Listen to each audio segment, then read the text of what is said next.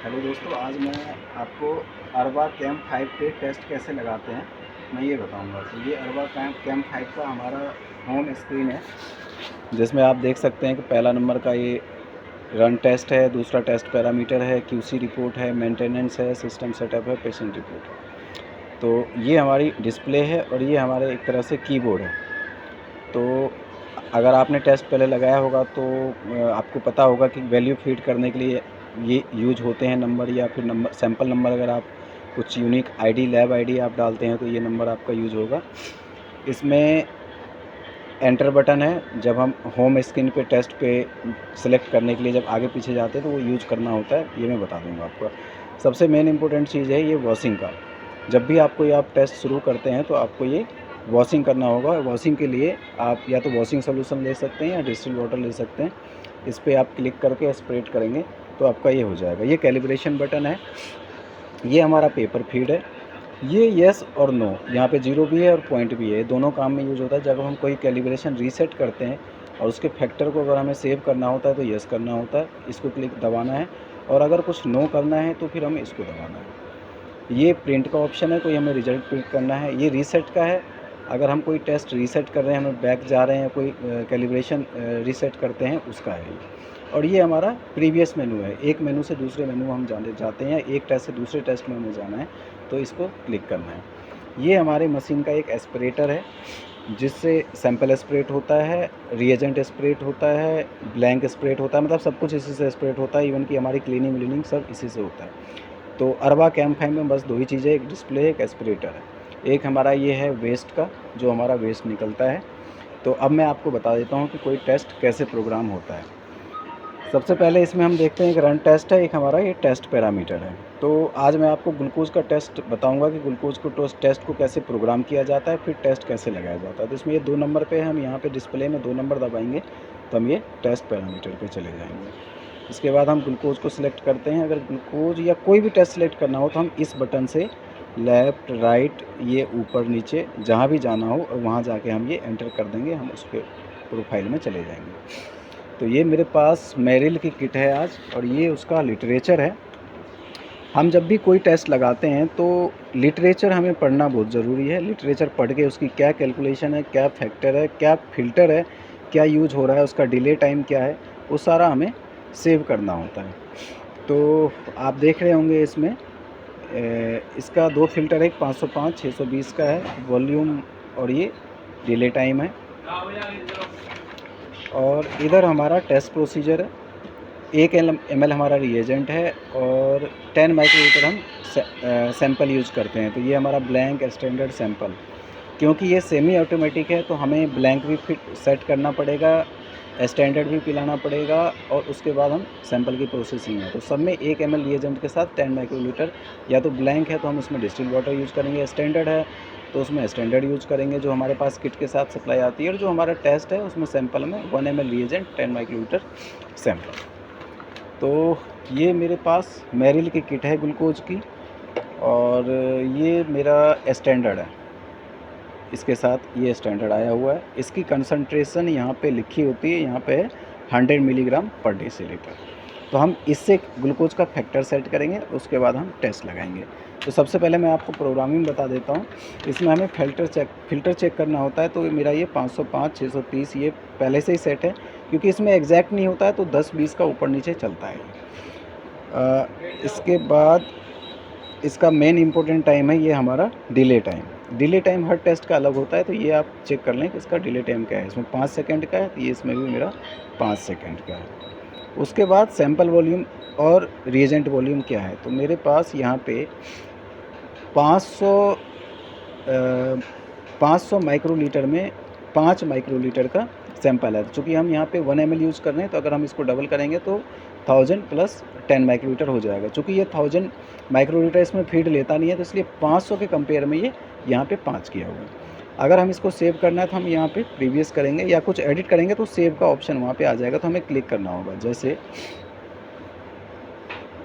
यहाँ पे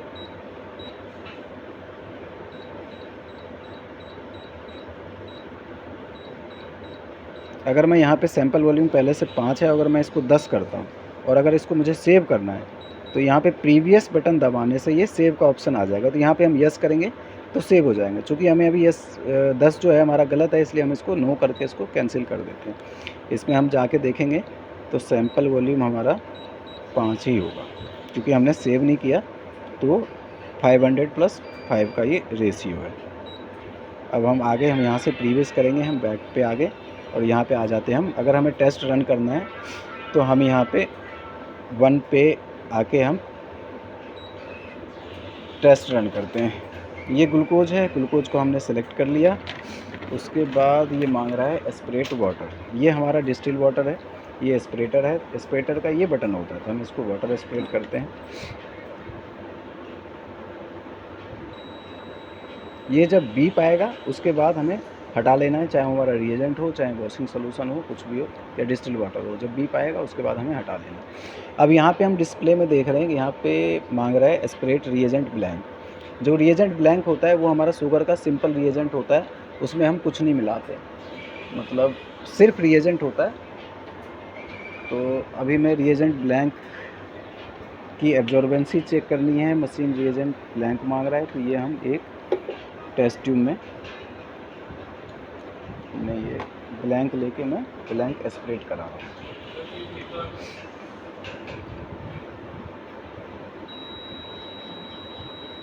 ये बीप आ गया, मैंने हटा लिया इसको।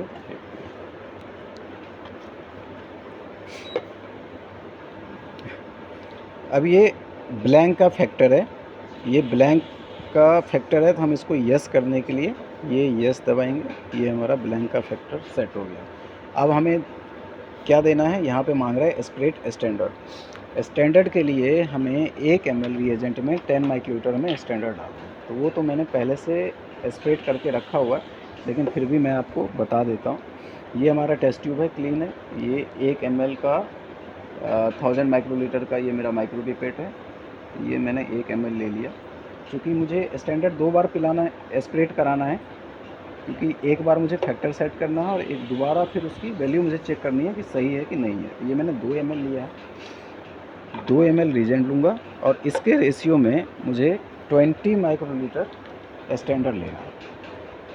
तो मेरे पास 10 माइक्रोलीटर का फिक्स वॉल्यूम का ये पिपेट है।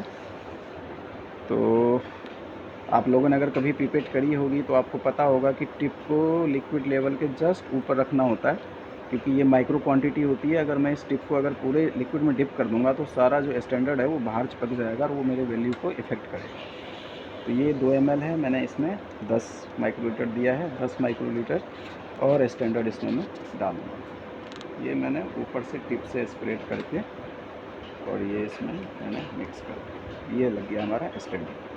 ऐसे अगर हमारा टेस्ट करना है तो टेस्ट के लिए भी 10 माइक्रोलीटर हम यूज कर सकते हैं।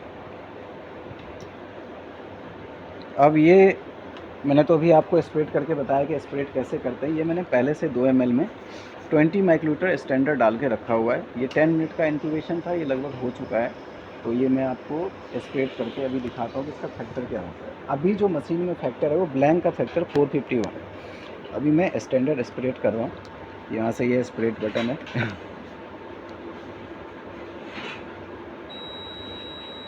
ये स्प्रेड कर लिया। अब मैं इसको हटा देता हूँ। अब यहाँ पे ऑटोमेटिक इसका फैक्टर चेंज हो जाएगा। अभी आप यहाँ देख रहे होंगे, यहाँ 451 है और यहाँ पे न्यू फैक्टर आ गया 302। अभी ये मशीन हमसे पूछ रही है कि ये हमें नया फैक्टर सेव करना है कि नहीं करना है। तो सेव करने के लिए ये यस का बटन है, ये हम इस पर क्लिक करेंगे तो नया फैक्टर ये 302।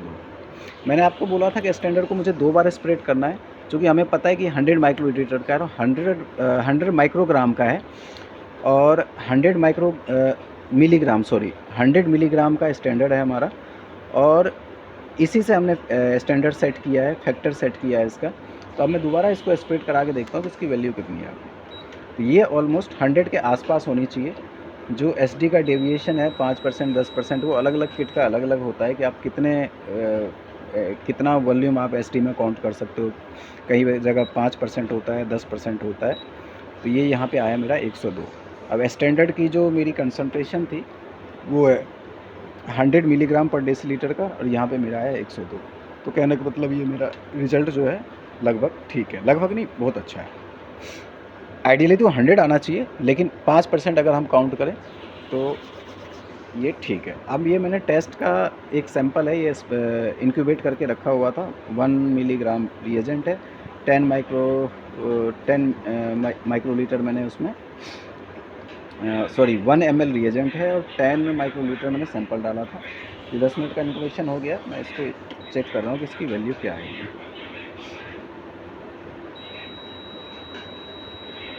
ये बीप आ गया, ये मैंने हटा दिया। ये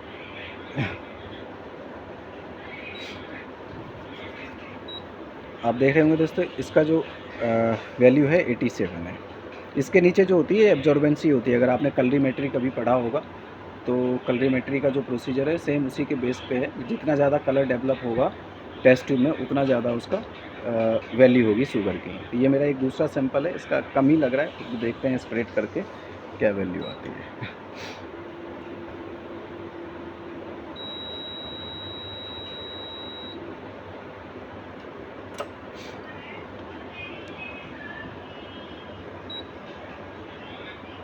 ये जो मेरा दूसरा सैंपल था उसका भी 86 के मिलीग्राम के आसपास उसकी वैल्यू आई है। तो इस तरह से हम शुगर का टेस्ट लगाते हैं। और कोई भी टेस्ट का प्रोग्रामिंग करना हो तो हमें लिटरेचर देख के टेस्ट पैरामीटर में जाके हम उसको ऐड करके हम रन कर सकते हैं। तो इस वीडियो में इतना ही बताऊंगा। अगले वीडियो में इसका जो मेंटेनेंस होता है वो मैं आपको बताऊंगा। अगर किसी पर्टिकुलर टेस्ट के रिगार्डिंग अगर आपको कुछ पूछना हो तो आप कमेंट बॉक्स में डालें, मैं उसकी वीडियो बना के आपको अपलोड कर दूँगा। Thank you.